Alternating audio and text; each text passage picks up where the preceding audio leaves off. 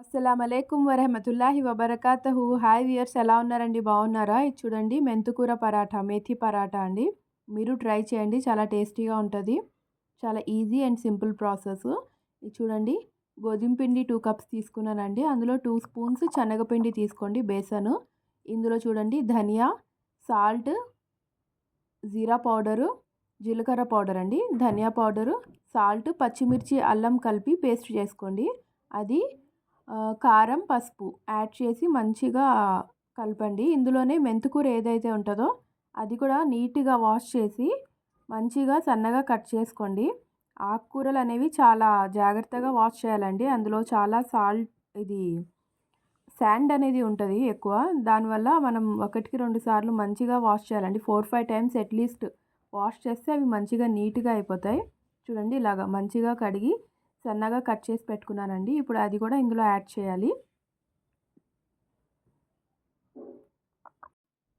అది కూడా ఇందులో యాడ్ చేసి కొద్దిగా వాటర్ కలుపుకుంటూ మంచిగా బైండింగ్ చేసుకోవాలండి. ఇది సేమ్ మనం చపాతీ పిండికి ఎలాగైతే కలుపుతామో సేమ్ అదే ప్రాసెస్లో ఈ మెంతికూర, ఈ పౌడర్స్ అన్నీ యాడ్ చేసి కొద్దిగా వాటర్ కలుపుకుంటూ సేమ్ అదే టైట్గా అలాగే మిక్సప్ చేసి ఒక 10-15 మినిట్స్ సైడ్లో పెట్టండి.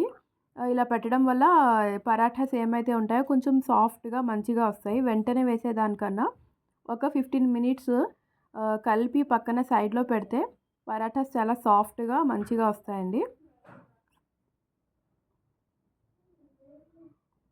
ఇలాగా వాటర్ కలుపుకుంటూ చేయండి. ఇప్పుడు వింటర్స్ కదా, మీరు ట్రై చేయండి. మామూలు నార్మల్ రెగ్యులర్ పరాఠాసే కాకుండా ఇలాగా ఈ మూలి పరాఠా, పాలక్ పరాఠా ఇలాంటివి ట్రై చేయండి. పిల్లలు కూడా చాలా ఇష్టంగా తింటారు.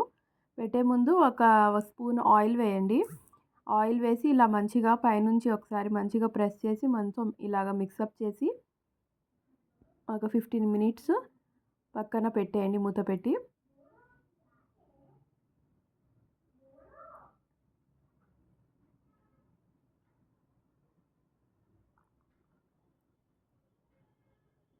ఇప్పుడు చూడండి, తీసి మళ్ళీ ఒకసారి మంచిగా కలిపి మనకి ఏ సైజ్ అయితే పరాఠాస్ కావాలో ఆ సైజు రౌండ్ తీసుకొని ఇలాగ మనం ఇప్పుడు ప్రెస్ చేసుకుందామండి. పక్కన లూజ్ ఆటా పెట్టుకోండి, ఆ గోధుమ పిండి లూజ్. దాంట్లో ఒకసారి డిప్ చేసి మనం ప్రెస్ చేసుకుంటే ఇది స్టిక్కి అంటకుండా మంచిగా రౌండ్ షేప్లో మంచిగా వస్తాయండి. ఇలాగా ఎక్సెస్ పిండి ఏదైతే ఉంటుందో మనం చేత్తో ఇలా చేస్తే, డస్టింగ్ చేస్తే వచ్చేస్తుంది. దానికి ఏం ప్రాబ్లం లేదండి. మంచిగా ఇలాగ ప్రెస్ చేసుకోండి.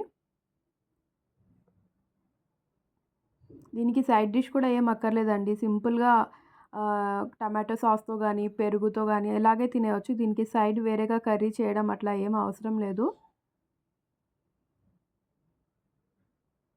మా ఇంట్లో అయితే ఎక్కువ చేస్తామండి వింటర్స్లో ఇలా మూలి పరాఠా, పాలక్ పరాఠా, మేథి పరాఠా.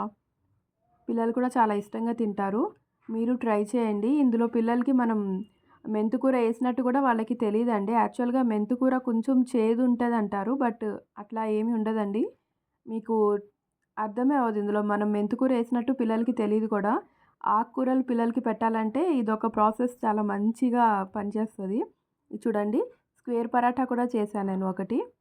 కొంతమంది స్క్వేర్ పరాఠానే చేస్తారు ఎక్కువ, అందుకని స్క్వేర్ పరాఠా కూడా చేసి చూపించానండి. ఇక్కడ ఆయిల్ వేసి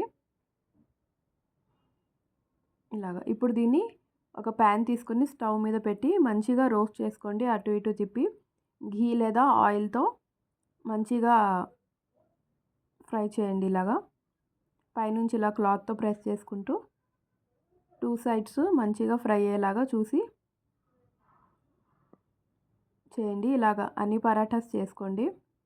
చాలా టేస్టీగా ఉంటాయండి ఈ పరాఠాస్. మీరు ట్రై చేయండి. ఇలాగ ఎక్సెస్ పిండి ఏదైతే మనకి ఉంటుందో మనం క్లాత్తో ఈ విధంగా డస్ట్ చేస్తే మొత్తం పిండి వచ్చేస్తుందండి సైడ్లో. చూడండి, ఇలాగ కాల్చి మీ పిల్లలకి పెట్టండి.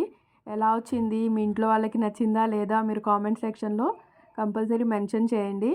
మీకు ఇంకా ఏమేమి పరాఠాస్ కావాలనుకుంటున్నారో అది కూడా మెన్షన్ చేయండి. ఆ రెసిపీస్ కూడా త్వరగా అప్లోడ్ చేస్తాను నేను.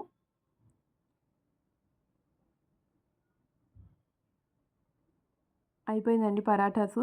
మీరు ఈ విధంగా ట్రై చేసి మీ పిల్లలకి పెట్టండి.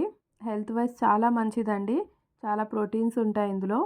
చూడండి ఇక్కడ నేను కర్డ్ పెట్టానండి, పెరుగుతో టేస్టీగా ఉంటాయి పరాఠాసు. మా పిల్లలైతే ఉత్తి కర్డ్‌తో లేదా సాస్‌తో తినేస్తారండి. ఎక్కువ సాస్ కూడా ప్రిఫర్ చేయనండి నేను. కర్డే ఎక్కువ ఇస్తాను పరాఠాస్‌లో వాటిలో. చాలా టేస్టీగా ఉంటదండి. అల్లా హాఫీజ్.